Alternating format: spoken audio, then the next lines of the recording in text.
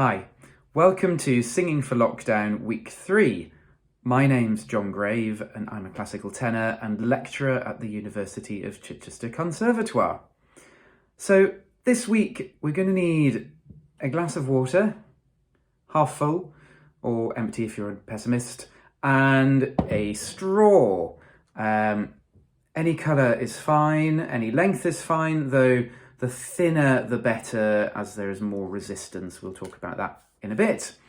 But first of all, we're going to begin with our physical release exercise. As I said last week, there's so much tension in our lives at the moment that it all gets stored in this area. And one of the biggest muscles to blame is the masseter muscle in the jaw. If you clench your jaw, you'll feel these big balls of muscle here. The masseter is the biggest, strongest muscle for its size in the body, but unfortunately we need to try and let go of that for singing. Normally we use it for chewing. So we're going to clench our jaw again, and then just imagine we've been injected with a muscle relaxant and our jaw's just going to sort of gradually flop down.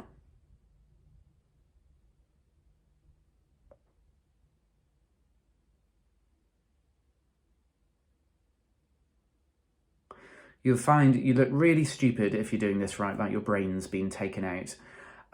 The jaw can open further, but to do that it needs to shift forwards, and that involves a bit of extra tension, and we don't want to do that when we're singing.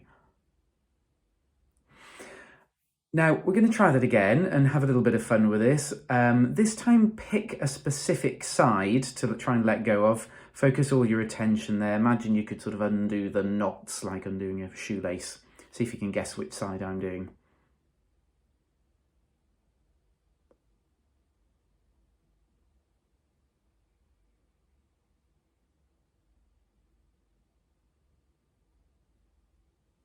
And hopefully that should feel quite nice and released.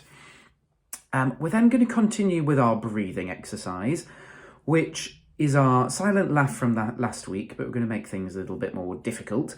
So just to remind you about the silent laugh, if you can imagine freezing cold hands on you, or you've gone into the sea in winter, and then we try and do that silently. Hopefully, if you really feel your lower body working and widening happening here. Now, we're going to make this a bit tougher by inventing a scale. So we've got 1 out of 10, which is a really boring, somewhere in the middle, 5 or 6. And then 10, which is about like you're about to explode. And I'm going to imagine we can increase slowly like a dial being turned up from 1 to 10. I will give you some finger directions so we can both do this together. So if we start at 1,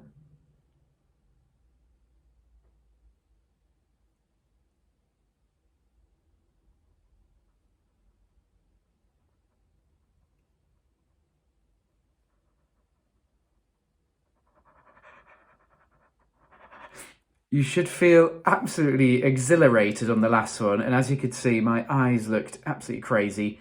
But from a distance on stage, it isn't quite as bad. Now, we're going to go to our glass of water. So get your straw at the ready. I'm going to use the green straw this time just for visibility. And our first thing to do is just gently blow through the water. You might have done this as a sort of child with a milkshake.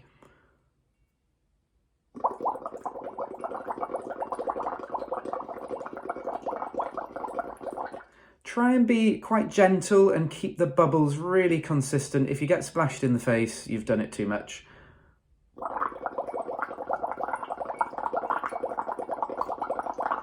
Lovely.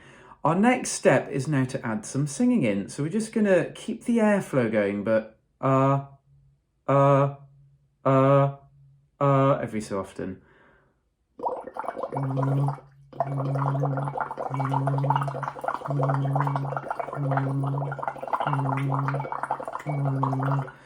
And hopefully you should be able to find a really consistent airflow. You can spot whether the airflow is consistent from the bubbles. I didn't do that very well on my first one, but then after that I think I've got it. The next step is to go for an even note. So we're just going to do an ooh. So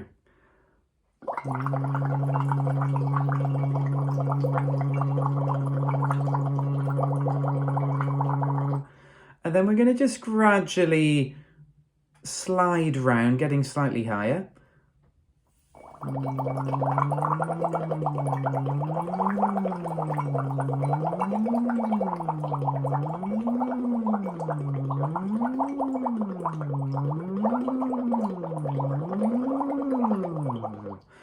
And hopefully you should feel that's actually quite a nice, relaxing warm-up. We're now going to go into a specific exercise. We'll do some octave slides. We'll start on a middle C.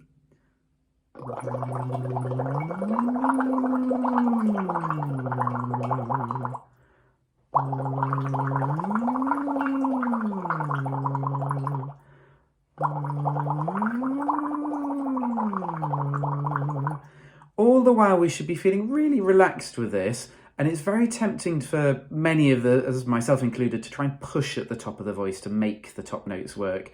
This is in fact the opposite of what we need to do. Less is more in singing, and if we can imagine we get quieter, we diminuendo towards the top, you'll find this exercise gets easier.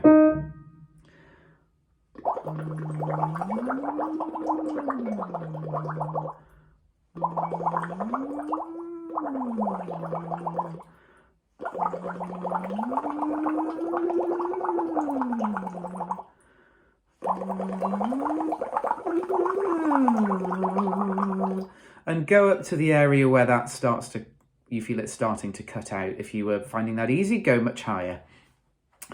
Our next exercise is going to be a little scale of a fifth going up and down. We'll just do this to an R.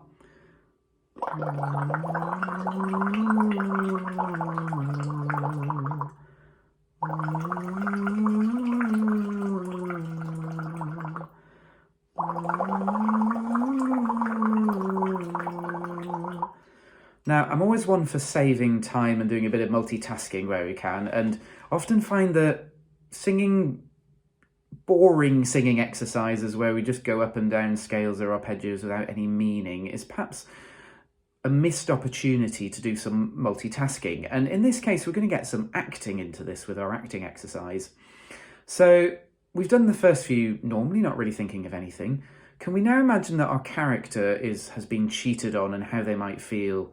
There's always a few options. They might be angry, they could be sad, depressed, bitter.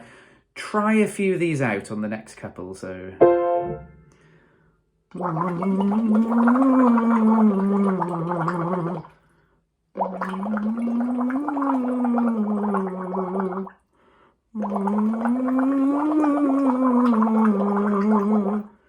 but it's all ended up okay in the end because they've met the love of their life, so really exciting for the next one. Do that one again.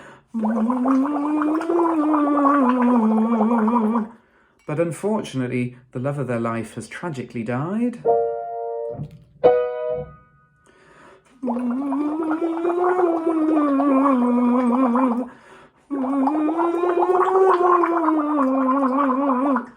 But they've won the lottery, so everything's okay.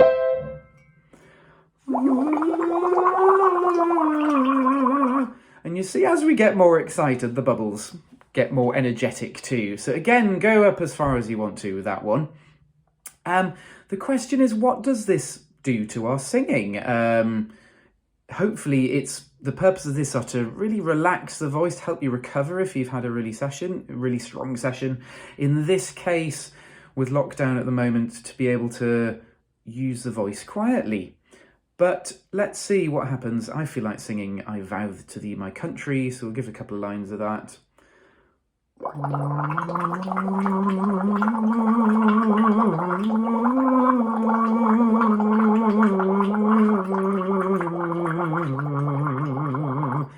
And we'll see what that does to my voice.